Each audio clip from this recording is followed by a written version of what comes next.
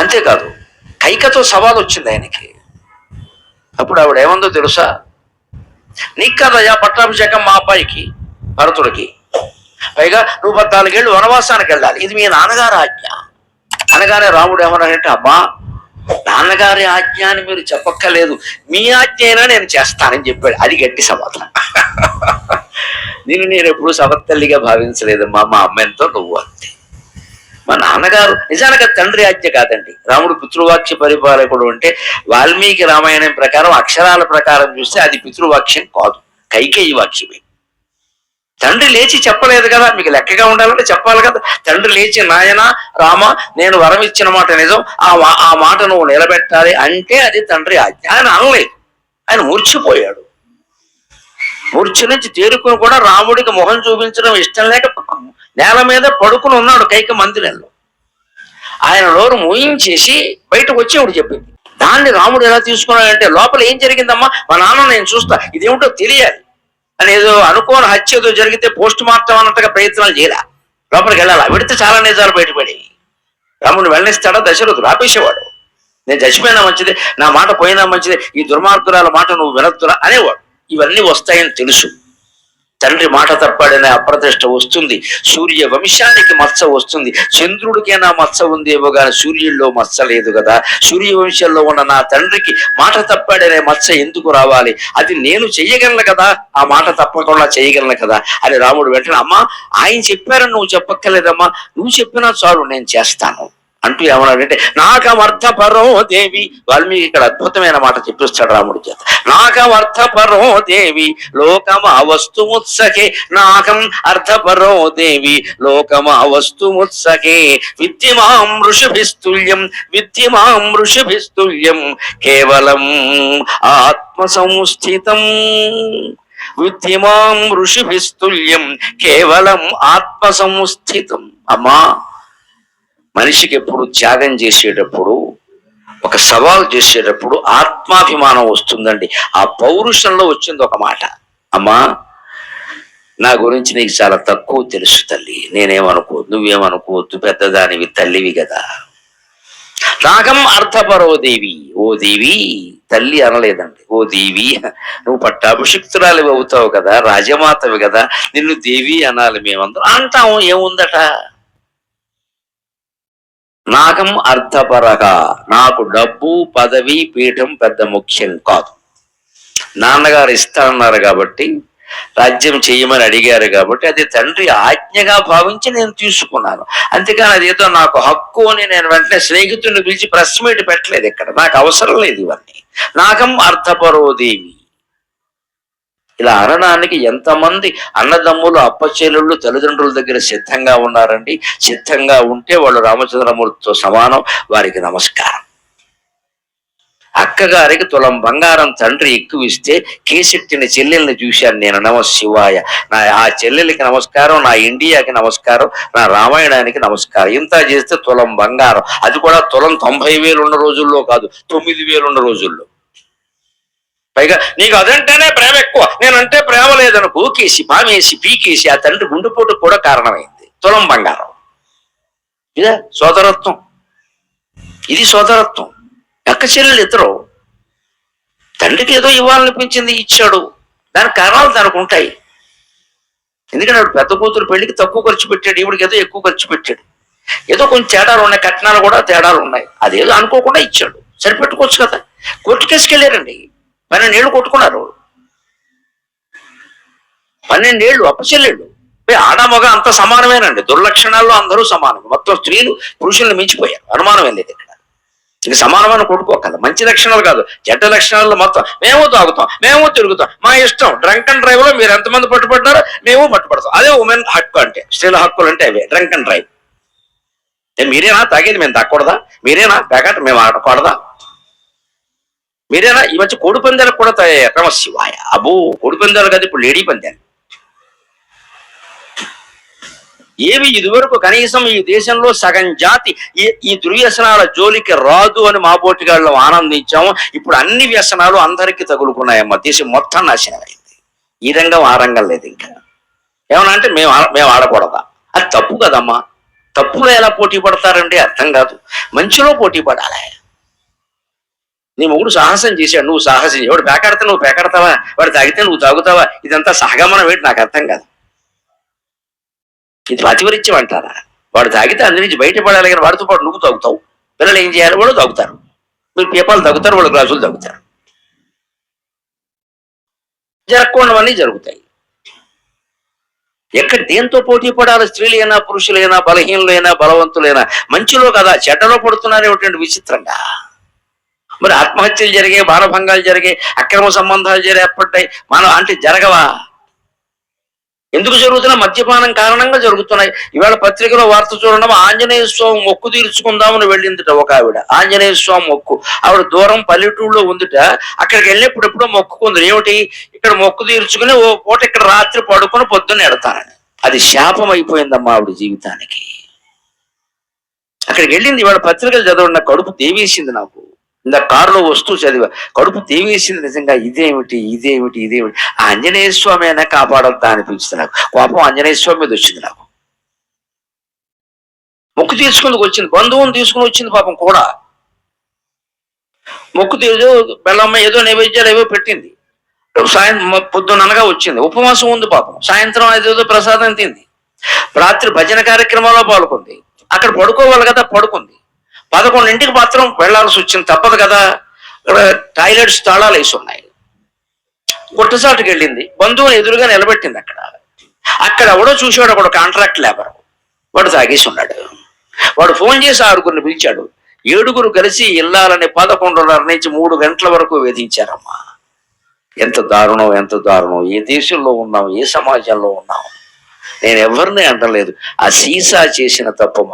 6గురు తాగుపోతులే.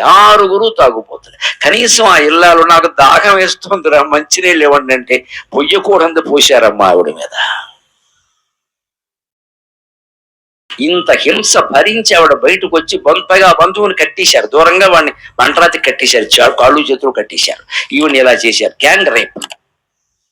ఇవాళ వార్త పత్రికలు ఇప్పుడు కారులో వస్తూ చదివారు. ఎంత దారుణమైన సమాజం. మద్యం, ఈ మద్యపానం నిషేధం చేయాలని ప్రభుత్వానికి అనిపించదు, తాకుండా ఉందామని ప్రజలకు అనిపించదు. ప్రవచనాలు ఎలా బాగు చేస్తాయండి ఈ జనాన్ని? మద్యపానం అమల్లో ఉన్నంత కాలం. వ్యాసుడు దిగి ప్రవచనాలు చెప్పిన సమాజాన్ని ఏం చేయలేడమ్మా. నన్ను మన్నింతురుగాక. ప్రభుత్వాలకు చెప్పడానికి నేను సరిపోను. మిమ్మల్ని దండం పెట్టి కోరుతున్నా, ఈ ఉన్న వాళ్ళలో ఎవ్వరు మద్యపానం అలవాటు ఉన్న వాళ్ళు మానేయండి. ప్రభుత్వం కూడా మీకెందుకు? మీరు మానేయచ్చు కదా. ఇన్ని అత్యాచారాలు దానివల్ల జరుగుతాయి. అంత కళ్ళెందుకు మూసుకుపోయాయి? ఒక్క స్త్రీని 7గురు అనుభవించాలని ఎందుకు అనిపించింది? తాగుతున్నారు, ఒళ్ళు పై తెలియట్లా. కనీసం మంచినీళ్ళు అడిగితే ఇవ్వరా? ఇప్పుడు ఎక్కడో కేసు ఎట్టారట, పోలీసులు పెడతారమ్మా, ఏమవుతుంది, 10 ఏళ్లకి తేలుతుంది. ఈ లోపు ఇల్లాల దుఃఖం. ఇప్పుడు ఆవిడ ఏ దేవుణ్ణైనా నమ్మగలుగుతా, ఎక్కడైనా మొక్కుకోగలుగుతా? ఒక మొక్కు దిక్కులేని మనిషిని చేసేసిందే. దీనికి కారణం మద్యపానమే. దాని మీద ఎవరూ దృష్టి పెట్టరే, ప్రభుత్వాలు దృష్టి పెట్టవు, ప్రజలు దృష్టి పెట్టరు. వారు నిషేధించడం వారికి చేత కాకపోవచ్చమ్మా. మనం తాకుండా ఉండడం మనకి చేతనవుతుంది కదా, మనం ఉండలేమా? దీనికి తోడు మళ్ళీ ఆడాళ్ళు కూడా పోటీ పడాలా? అంత దరిద్ర స్థితికి సమాజాన్ని తీసుకెళ్ళిపోవాలా మనం? ఇన్ని మానభంగాలు, ఇన్ని హత్యలు, ఇన్ని జరగడానికి కారణం మద్యపానం కదా. దాని మీద మనం దృష్టి పెట్టలేమా? లోకమంతా సంస్కరించాక, అసెంబ్లీలో చట్టం చేశాక మానేస్తావా? నీ ఎంతటి నువ్వు మానేయలేవా? ఏ సమస్యకైనా రామతత్వం అర్థమైతే మన పరిధిలో మనం ఆలోచిస్తాం. నా పరిధిలో నేను చేయగలిగింది ఏమిటి? మద్యపాన నిషేధం మనం చేయలేం. మనం తాగడం మానేయగలం కదా, దానికి చట్టం అక్కర్లేదు కదా. అదే రామతత్వం. అంటే తండ్రి 3 పెళ్లిళ్ళు చేసుకోకుండా ఈయన ఆపలేకపోయాడు, కానీ తల్లికి ఏం వాగ్దానం చేశాడు? మళ్ళీ ఇంకోసారి మన వంశంలో ఆ సమస్య రానివ్వనమ్మా, నాకు జానకి మాత్రమే భార్య, మరొకరుండరు అనగానే కౌశల్యకి అర్థమైంది, మనవాడు తన పరిధిలో తన కర్తవ్యం తాను చేశాడు. పోన్లే, నా బతుకులా ఉండదు, నా కోడలు బతుకు అదేనా బాగుంటుంది అని సంతోషించింది. అలాగే కైకతో తగాదా వస్తే ఆయన గొడవ పెట్టుకోలేదండి. నువ్వెలా ఇస్తావమ్మా, కోర్టు కడతా, రెట్టేస్తా అనలేదండి. నాకవర్తపరో దేవి, నాకు డబ్బు, పదవి, ప్రయోజనాలు నాకు అనవసరం అమ్మా, నువ్వు నీ కొడుకు అనుభవించండి, నాకేం పర్వాలేదు. లోకమా వస్తుముత్సకే, లోక సంగ్రహం కోసమే నేను పుట్టాను, లోక సంగ్రహం కోసమే నేను పనిచేస్తున్నాను తల్లి. బుద్ధిమాం ఋషిభిస్తుల్యం, ఆ పౌరుషంలో ఒక మాట వచ్చింది, నేను ఋషి లాంటి వాడినమ్మా, నువ్వు తెలుసుకునే ప్రయత్నం చేయి, నువ్వు మామూలు మనిషి అనుకుంటున్నావు. బుద్ధిమాం ఋషిభిస్తుల్యం, ఋషులకు ఏ కోరికలైనా ఉంటాయా, ఋషులకు కోపాలు ఉంటాయా, నాకు అంతేనమ్మా. బుద్ధిమాం ఋషిభిస్తుల్యం కేవలం ధర్మమాస్థితం, కేవలం ధర్మాన్ని మాత్రమే నమ్ముకుని ధర్మాన్ని రక్షించడం కోసమే ఆయుధం పట్టిన నన్ను ఋషిగా భావిస్తే నీకు విషయం అర్థమవుతుందమ్మా, లేతే అర్థం కాదు ఎప్పటికి కూడా.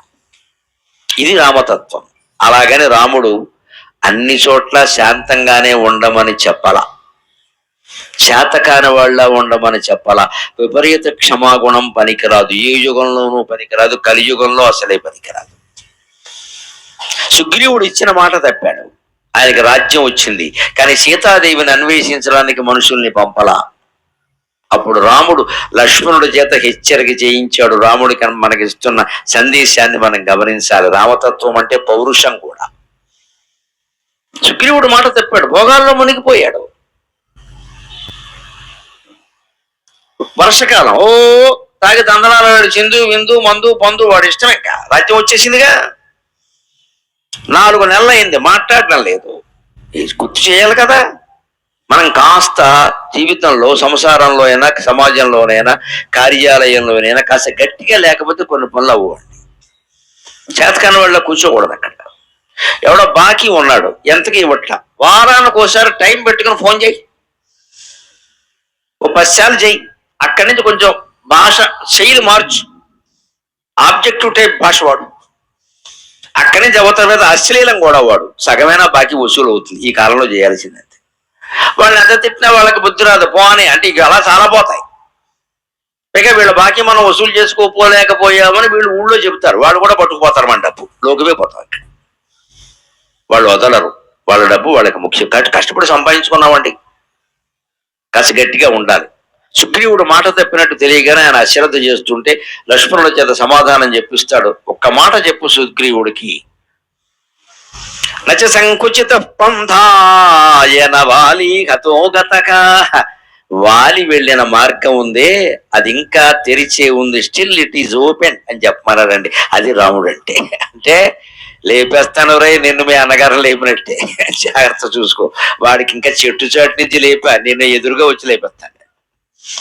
నచ సంకుచిత పంథ ఏన వాలి హతో గతక, వాలి వెళ్ళిన దారి ఉందే సుగ్రీవ, ఇట్స్ నాట్ క్లోజ్డ్, అది ఇంకా మూసేయలేదు, తెరిచే ఉంది, నిన్ను కూడా అక్కడికే పంపిస్తా అని ఇంకొక మాట చెప్పాడు. మనందరం నేర్చుకోవలసింది, ఎదిరి పక్షము సాధువైయుండెనేని, ఎదిరి పక్షము సాధువయ్యసగనేని, 100 రెట్లు సాధువులము వారి కంటే, 100 రెట్లు సాధువులము వారి కంటే, ఎదిరి పక్షం అసాధువయ్యసగనేని, 100 రెట్ల అసాధువులము వారి కంటే.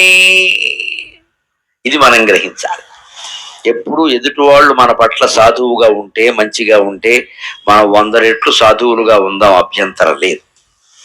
కానీ వాడు వేషాలు వేస్తే పుచ్చి ఎగరగొట్టేయాలండి. అదే రామతత్వం అంటే, క్షత్రియ తత్వం అంటే. అదే చేతకాని వాళ్ళ కూర్చోవద్దు.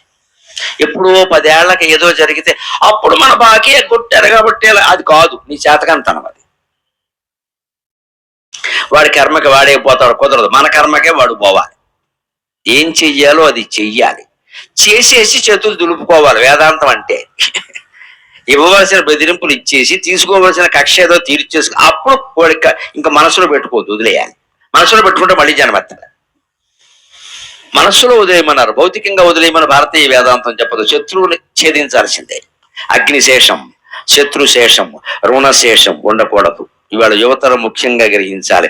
బాకీలు తీర్చరు, అసలు బాకీ చేస్తారు, తీర్చరు, తీర్చినా పూర్తిగా తీర్చరు. కొన్ని ఈఎంఐ, కొన్ని బాకీలు తీర్చి కొన్ని ఈఎంఐలు కట్టి కొన్ని ఆపుతారు, మళ్ళీ ఈ కొన్ని కలిపి మళ్ళీ రేగుతాయి. ఇక్కడ తీర్చేది ఏదో పూర్తిగా తీర్చేది. ఇల్లు అమ్మేయవలసిన అవసరం వచ్చింది అనుకోండి, బాకీల వల్ల అమ్మేసి మొత్తం బాకీ తీర్చి మిగిలిన 74 లక్షలు మిగిలితే నిల్వ చేసుకో.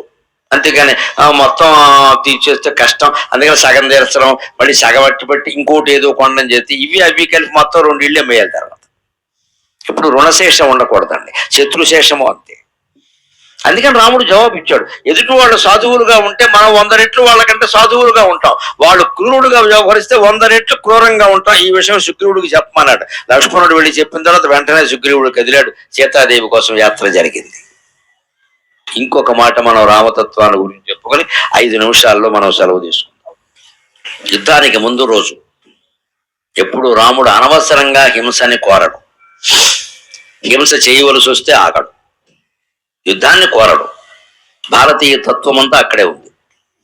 మనం ఇప్పుడు రామాయణాన్ని భారతాన్ని అనుసరించి ఉన్న కేంద్రంలో 75 ఏళ్లుగా ఏ పార్టీ అధికారంలో ఉన్నా వాళ్ళు రామతత్వాన్ని భారత తత్వాన్ని అనుసరించారండి. నేను అన్ని పార్టీల ప్రధానమంత్రులకు నమస్కారం చేస్తున్నాను. వారు భారతీయ తత్వాన్ని అనుసరించారు. ఇదే తత్వం.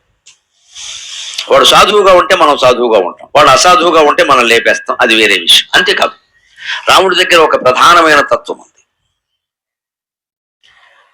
యుద్ధం రేపు తెల్లారత యుద్ధం. లంకలో ప్రవేశించారు రాముడు, వానర సైన్యం కూడా. అప్పుడు రాముడు అంగదుడిని పిలిచాడు. అంగదా, ఒక్కసారి రావణాసురుడి దగ్గరికి వెళ్ళి మరోసారి చెప్పి చూడు, సీతనిచ్చేయమని. మాకు రాజ్యం అక్కర్లేదు, అనవసరంగా జన నష్టం నాకు ఇష్టం లేదు, చెప్పంటే అంగదుడు అన్నాడు, రామా, నీ అమాయకత్వం కాని వాడు ఇస్తాడా? హనుమంతుడు వెళ్ళి చెబితే ఇవ్వలేదు, నేను వెళ్ళి చెబితే ఇస్తాడా? అనవసరం అయ్యాను, వద్దు అంగదా, అలా ఆలోచించద్దు. ఎప్పుడు ఆశావాదంతో ఉందాం. మనం పని జరుగుతుంది అనుకుందాం, జరగకపోతే వేరే విషయం. అక్కడ రాముడు ఒక మాట అంటాడు, నాకు ఎందుకో తెల్లారితే యుద్ధం అనగానే బాధ వస్తోందయ్యా, భయం కాదయ్యా అన్నాడు. బాధ ఏమిటంటే, ఒక్క రాక్షసుడు గురించి ఇంతమంది రాక్షసులను చంపాలా? ఇది రామతత్వం, ఇది రామతత్వం. రాక్షసులను చంపడం కూడా ఆయనకి ఇష్టం లేదు.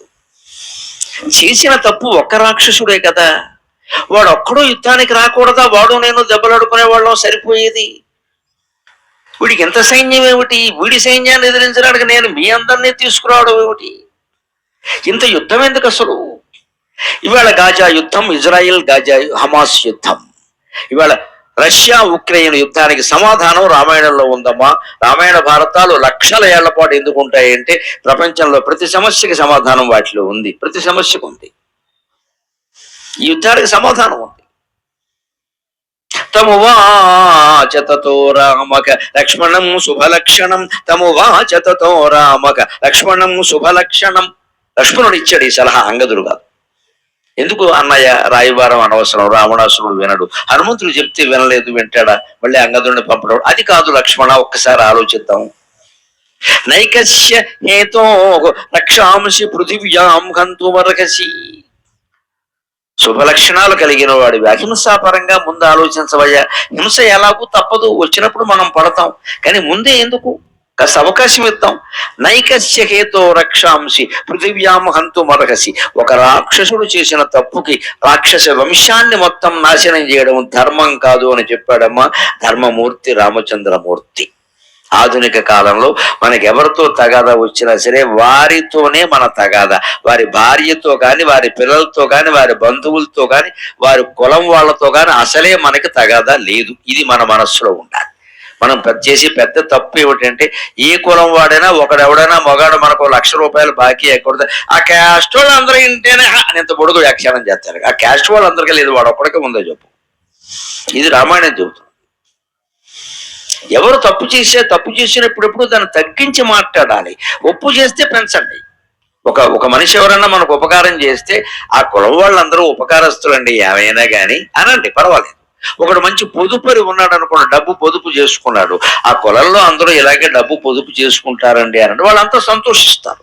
కానీ ఒకరెవరైనా మనకు అపకారం చేస్తే ఆ వ్యక్తి అపకారం చేశాడని మాట్లాడాలి కానీ ఆ కులం అంతా అంతే, ఆ శాఖ అంతా అంతే, ఆ గుంపు అంతా అంతే, ఆ ఊరంతా అంతే, ఈ దరిద్రపు లక్షణం పనికిరదమ్మా. ఈ మాటల వల్ల తగాదాలు పెరిగిపోతాయి తగ్గకపోగా. ఇది వేదాంతం ఒప్పుకోదు. అందుకే రాముడు ఏమన్నాడంటే నైకస్య హేతో రక్షాంశి. ఒక రాక్షసుడు తప్పు కారణంగా మొత్తం రాక్షస వంశాన్ని నాశనం చేయడం నాకు ఇష్టం లేదయ్యా, అంగదుడిని పంపిస్తామన్నాడు, పంపించారు. అయినా వినలేదు, యుద్ధం జరిగింది, అది వేరే విషయం. అందుకే యుద్ధంలో రామచంద్రమూర్తి ఏ లక్షణంతో ఉండడం వల్ల గెలవగలిగాడో తెలుసుకుని 2 నిమిషాల్లో మనం సెలవు తీసుకుందాం. అది రామతత్వంలో ఇవాళ చెప్పదలుచుకున్న చివరి మాట. రాముడు రావణుడు ఇద్దరు ఎదురయ్యారు. 21 రోజులు జరిగింది యుద్ధం అంటారు. 21వ రోజున ఇద్దరు ఎదురయ్యారు. వాళ్ళ మధ్య యుద్ధం కూడా 2-3 రోజులు జరిగింది. 18వ రోజు 19వ రోజు ఇద్దరు ఎదురయ్యారు. రావణుడు పెద్ద రథం మీద ఉన్నాడు మహావైభవంగా, రాముడు నేల మీద ఉన్నాడు. కానీ రావణుడు చూసి రావణుడు భయపడటం లేదు, రాముడు చూసి రావణుడు భయపడుతున్నాడు. ఆశ్చర్యం, తప్పు చేయడానికి చేయకపోవడానికి అదే తేడా అండి. రథం మీద ఉన్న రావణుడు, మహత్తర సైన్యంతో ఉన్న రావణుడు, వానర సైన్యంతో మాత్రం ఏకాకిగా ఉన్న రాముడిని చూసి భయపడుతున్నట్ట. విశ్వనాథ వారు కల్పవృక్షంలో రాస్తాడు చాలా చక్కని మాట. రామచంద్రునిగాంచెను రావణుండు, రామచంద్రునిగాంచెను రావణుండు అని వరుసగా రామచంద్రుడిని వర్ణిస్తూ 5 పద్యాలు రాస్తాడు ఆ మహానుభావుడు, శేషపద్య. అందులో ఒకదానికి రాముడిని చూసి రావణుడు ఆశ్చర్యపోతాడు. మన జీవితంలో అలా ఉండగలిగితే గుండెపోటు రాదు, క్యాన్సర్ రాదు, బీపీ రాదు, షుగర్ రాదు, ఏమీ రాదు, అన్ని సౌభాగ్యాలే వస్తాయి. ఎలాగా? రాముడు ఎలా ఉన్నట్టు? ఏమిటి, చిన్న పంచె కట్టుకున్నాడు, అంగాస్త్రం, ఆభరణాలు లేవు, వనవాసానికి వచ్చాడు, జడదారి, జుట్టుకు నూనె కూడా రాయలేదు, అది ఉండలు ఉండలు ఉండలు ఉండలు కట్టేసింది. అయినా నిశ్చింతగా కనపడుతున్నాడు మనిషి. పెద్ద రావణాసుడితో యుద్ధం చేయాలనే భయం కూడా లేదు అని రాముడు శరీరంలో, ముఖంలో ఆయన కనిపించిన లక్షణం ఏమిటంటే, ఏది ఎటైన పోవు అదేమి తనకు అన్నరి బైరాగిగా ఉన్నవాని, ఏది ఎటైన పోవు అదేమి తనకు అన్నరీతి బైరాగిగా, ప్రతిది తనకును అనుకూలబడెడు వాని, ప్రతిది తనకును అనుకూలబడెడు వాని, రామచంద్రునిగాంచెను రావణుండు, రామచంద్రునిగాంచెను రావణుండు. ఇది రామతత్వం. జీవితంలో భయంకరమైన సమస్యలు ఎదురైనప్పుడు భయంకరమైన వైరాగ్యం ఉండాలి. అంటే రాత్రి నిద్ర పట్టట్లేదు, వేధించేస్తుంది, అప్పులు కావచ్చు, డబ్బులు కావచ్చు, నష్టాలు కావచ్చు, అనారోగ్యాలు కావచ్చు, పిల్లల సమస్యలు కావచ్చు, ఏదైనా కావచ్చు, అందుకే తెగట్లేదు, నిద్ర పట్టట్ల. అప్పుడు ఏమిటంటే, తెల్లారితే పోతామేమో ఎవరికి తెలుసు అని పడుకోవాలి, దాన్ని నిశ్చింత అంటారు. తెల్లారితే పోతే ఇవన్నీ ఉండవుగా, పోతాం అని అనుకోవాలి, అంతే. పోవాలని కూరుకోవాలి గట్టిగా, అమ్మా ఇంకా ఎన్ని చూడాలమ్మా, చూసి నువ్వు చాలు లేపై అని అమ్మవారిని దండం పెట్టుకోవాలి. పొద్దున్న లేపకో, నన్ను లేపై, నన్ను లేపాయి అంటే నిద్ర లేపమని కాదు, పైకి లేపాయి, ఇంక లేపకం, శని దురిపోయింది, ప్రశాంతంగా నిద్రపడుతుంది. లేకపోతేనండి ఈవేళ చాలా మంది పిల్లలకు అలవాటు పడుతున్నారు స్లీపింగ్ టాబ్లెట్స్, అవి మింగేస్తున్నాయి మనిషి జీవితాన్ని. ఎందుకంటే మొదట అరబెళ్ళ డాక్టర్ గారు చెబుతారు, ఒక్క అరముక్క వేసుకోండమ్మా, మరీ తప్పనిసరిగా నిద్ర రాకపోతే ఆగి మనం అరముక్కని ఆనపగా చేసాం. మనం డాక్టర్ గారు చెప్పం ఆ విషయం. ఆయన ఏమమ్మా మీ ఆరోగ్యం పాడైంది అంటే, అరముక్క వేసుకున్నా, అబ్బే లేదు ఆనపకాయ ముక్క, అది అరముక్క అంటే. నిద్ర పట్టణంలో పెంచేసారు డోసు, డాక్టర్ చెప్పలో మనమే పెంచేసాం. ఇప్పుడు ఏమైంది, శరీరం 10 బిళ్ళలు వేసుకున్నా నిద్ర పట్టిన స్థితికి వచ్చి 30 బిళ్ళలు మింగాల్సి వస్తుంది. నువ్వు నిద్ర రాని నిద్రని బలవంతంగా రప్పించడం, బలవంతంగా చేయించడం వస్తే శరీర ఆరోగ్యం పాడైపోతుందండి. నిద్ర పట్టకపోవడానికి అంత తీవ్రంగా ఆలోచించాల్సిన పనే లేదమ్మా. నేను రోజుకో చోట పడుకుంటాను, వారం రోజుల్లో 2 రోజులు రైల్లో ఉంటాను, ఓ రోజు ఎవరింట్లోనో ఉంటాను, ఓ రోజు హోటల్లో ఉంటాను, 3 రోజులు ఇంట్లో ఉంటాను. ఇల్లాలు సాక్షి. నన్ను ఒకళ్ళు అడుగుతూ ఉంటారు, సప్తాహం చేయాలంటే మీరు వారం రోజులు మా ఊళ్ళో ఉండండి. మా ఇంట్లోనే నేను వారం రోజులు ఉండదా, మీ ఊళ్ళో ఎందుకుంటానని చెప్తాను. ఆవిడ అడుగుతూనే ఉంది, ఒక వారం రోజులు ఇంట్లో ఉన్నాను కుదురు కానీ ఉండట్లేదు, ఉన్నా కుదురుగా ఉండట్లేదు, నీ ఇంట్లో నేను ఎందుకుంటాను. నాకు నిద్ర పట్టిన సమస్యలు చాలా ఉంటాయండి. ఎక్కడో ఎవరింటోనో మంచం మీద, ఎవరింటోనో సోఫాలో, లేకపోతే హోటల్లో, లేకపోతే రైల్లో. ఏంటిది, రేపు ఏదో బహ్రెయిన్ ఎడుతున్నాం, మళ్ళీ ఓ వారం ఉండి వచ్చి జపాన్ ఎడతాం, ఏమో ఎక్కడ పడుకోబెడతారో, విమానంలో పడుకోలేమో మనకేం తెలుసు. సిద్ధపడాలి. నేను నేర్చుకున్న విద్య ఒకటే, పెద్దవాళ్ళ కోసం చెబుతున్నా. హాయిగా వెళ్ళకెలా పడుకోండి, గుండెల మీద చేతులు వేసుకోండి, నమ శివాయ నమ శివాయ నమ శివాయ అని జపం చేసుకోండి. కళ్ళు తెరవకండి, 7 గంటల పాటు కళ్ళు తెరవకండి. దేవేంద్రుడు వచ్చినా సరే, అమ్మవారు వచ్చేవరే నేను రా ప్రత్యక్షం అయ్యానంటే 7 గంటల తర్వాత రమ్మని చెప్పండి, ఏం పర్వాలేదు. కళ్ళు తెరవకండి, కళ్ళకి గంటలు కట్టేసుకోండి, తువ్వాలు కట్టేసుకోండి, ఏదో చేయండి, కళ్ళు తెరవకండి. మొత్తం అలసట తగ్గిపోతుంది, నిద్రబద్ధకం తగ్గిపోతుంది. తెల్లారు లేచేసరికి మీ కళ్ళు పద్మాల్లో ఉంటాయి, ఎర్ర దామర పూల్లో కాదు, తెల్ల దామర పూల్లో ఉంటాయి. ఎర్ర దామర పూల్లో ఉన్నాయంటే నిద్ర పట్టలేదు అనమాట, తెల్ల దామర పూల్లో ఉంటాయి. అది ఉపాయం, నేను చేసేది అదే, లేకపోతే నాకు నిద్ర పట్టదు. ఎక్కడ చాలా కష్టం అది. భోజనంలో తేడా, ఆహార విహారాల్లో తేడా, నిద్ర ఎలా పడుతుంది. మళ్ళీ ఇద్దరు లేకపోతే సమస్య ఏంటంటే అన్నం లేకపోయినా మేము మాట్లాడగలం మా వక్తలు ఎవరైనా, నిద్ర లేకపోతే మాట్లాడలేం, గొంతుపోతుంది. అన్నం లేకపోయినా పర్వాలేదు, ఏ పళ్ళు ఫలాలు తింటాం, అది ఉపాయం. ఇప్పుడు రాముడు ఎందుకు నిశ్చింతగా ఉన్నాడు యుద్ధంలో అంటే, ఏది ఎటైన పోవు అది ఏమి తనకు అన్న రీతి బైరాగిగా ఉన్నవా అని. రాముడు ఎందుకున్నాడు, నేను సీతాదేవి కోసం యుద్ధం చేస్తున్నా, శక్తి కొలది చేస్తా, బతుకుంటే సీత వస్తుంది, పోతే పోతాం. ఇప్పుడు వీడిని జయించాలని పెద్ద టెన్షన్ పెట్టుకుంటే ఏమిటిది, జయిస్తే జయిస్తాం, లేతే లేదు. వీడికి 10 తలకాయలు ఉన్నట, ఇంకేదో ఉంది, నా తలకాయ నాకు కష్టంగా ఉంది అని తెగించాడు ఆయన. ఆ తెగింపు, ఆ వైరాగ్యం అనేది ఉంది, అది మనస్సులో కనపడుతోంది, అదే శరీరంలో వ్యక్తమైంది. Face is the index of mind. రాముడి మనస్సులో ఏదో ఉందో అదే ముఖంలో వ్యక్తమై రాముడు ఆశ్చర్యపోయాడు. నేనేదో ఎట్టి పరిస్థితుల్లో సీతాదేవిని అట్టు పెట్టుకోవాలని జయించి, వీరికి ఏం ఉన్నట్లేదే, ఏది ఎటైనా పోవు అదేమి తనకు అన్న రీతి బైరాగిగా ఉన్నవా అని. ఏకాంక్షలుడైన బైరాగి అయిన ఎలా ఉంటాడో అలా కనపడుతున్నాడు ఏమిటి, మహారాజు అయి ఉండి ఈయనకి రాజ్యం ఇచ్చినా చేస్తాడా అనుకున్నాడు. కానీ ఆశ్చర్యం ఏమిటంటే ప్రతిదీ తనకును అనుకూలపడేటువాని. అలా బైరాగిగా ఉన్న రాముడికి యుద్ధంలో అన్ని అనుకూలంగా జరుగుతున్నాయి. వీళ్ల పక్షంలో మహావీరులు పోయారు గాని వాళ్ళ పక్షంలో మహావీరులైన రామలక్ష్మణులు గాని అంగద జాంబవంత హనుమదాదులు గాని ఒక్క వానర వీరుడు మహావీరుడు ఎవరు పోలేదు. అంతా ఊరికి చిన్న చిన్న గ్యాంగే. వీళ్ళ పక్షంలో కుంభకర్ణుడు పోయాడు, ఇంద్రజిత్తు పోయాడు, అక్షకుమారుడు పోయాడు, రావణాసురుడు కుమారులు బంధువులు మొత్తం పోయారు. అంటే అన్ని ఆయనకు అనుకూలంగా జరుగుతున్నాయి, ఈయనకు అనుకూలంగా జరగట్ల. పైగా ఇంద్రజిత్తుకి ఒక వరం ఉందట, 14 ఏళ్ళు నిద్రాహారాలు లేనివాడు కానీ వాడిని చంపలేడు అన్నట్ట. పాప రావణాసురుడు నిశ్చింతగా ఉన్నట్ట, నేనైనా చస్తాను కానీ మా అబ్బాయి చావడు. ఎందుకంటే 14 ఏళ్ళు నిద్రాహారాలు లేకుండా ఎవడు ఉంటాడు, వీడి ప్రాణానికి ఉన్నాడు, వాడే లక్ష్మణస్వామి. 14 ఏళ్ళు నిద్రాహారాలు మానేసి కాపరా కలిశాడు ఆయన పుట్టాడు. అంచేత ప్రతిదీ అనుకూలపడేటు అని అన్ని ఆయనకు అనుకూలంగా జరుగుతున్నాయి. 14 ఏళ్ళు నిద్రాహారాలు లేకుండా ఎవరు ఉండరు కదా, మా అబ్బాయికి సావులు ఎదురుకున్న వాడు ఒకడు పుట్టాడు లక్ష్మణుడని. సముద్రాన్ని దాటి ఎవడు రాలేడు అనుకున్నా ఈయన ఒకడు పుట్టాడు మనోజవం మారుత తుల్య వేగం అని. వీళ్ళందరూ ఎక్కడ దొరికారండి, ఇది హనుమంతుడు లక్ష్మణుడును. నాకు దొరకలేదు, నాకు దొరికిన వాళ్ళందరూ మధ్యలో పోయేవాడు దొరికారు, ఈయన దొరికిన వాళ్ళందరూ అపూర్వ విజయాలు సాధించేవాడు దొరికారు. ధర్మానికి అధర్మానికి తేడా, ఎప్పుడూ ధర్మమే గెలుస్తుంది, అధర్మం గెలవదు. నిశ్చింతగా ఉండాలి, నిశ్చింతగా ఓపిక పట్టాలి, ఓపిక పట్టాలి. మన దగ్గర బలం లేదు, డబ్బు లేదు, బలగం లేదు, ఏం అక్కర్లేదమ్మా. నమ శివాయ, శ్రీరామ జయ రామ జయ జయ రామ ఒక నామం ఉంది చాలు, ఇంకేం అక్కర్లా. వెనకాల దైవ బలం ఉంటే అన్నీ వస్తాయి.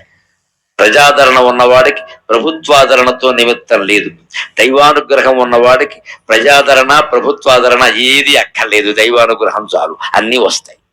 మనం ఆ దైవానుగ్రహం కోసం తాపత్రయపడాలి. అటువంటి రామచంద్రుడిని చూశాడు, అన్ని అనుకూలంగా మారుతాడు. అత్యంత మనం భక్తి జ్ఞాన వైరాగ్యాలు కలిగి ఉంటే జీవితంలో పరిణామాలన్నీ మనకు అనుకూలంగా ఉంటాయి. ఒక్క మాట గుర్తుపెట్టుకోండి దయచేసి, పరిస్థితులు మనకు అనుకూలంగా, పరిస్థితులు మన గుప్పెట్లో ఉండాలంటే పరమేశ్వరుడు మన గుండెల్లో ఉండాలి. అది లెక్క, అది లెక్క. ఈ పూటకి సందేశించారు. పరిస్థితులు మన గుప్పెట్లో ఉండాలంటే పరమేశ్వరుడు మన గుండెల్లో ఉండాలి. నమ శివాయ, నమ శివాయ, నమ శివాయ, నమో నారాయణాయ, నమో నారాయణాయ, నమో నారాయణాయ. శ్రీమాత్రే నమః, శ్రీమాత్రే నమః, శ్రీమాత్రే నమః. స్వస్తి.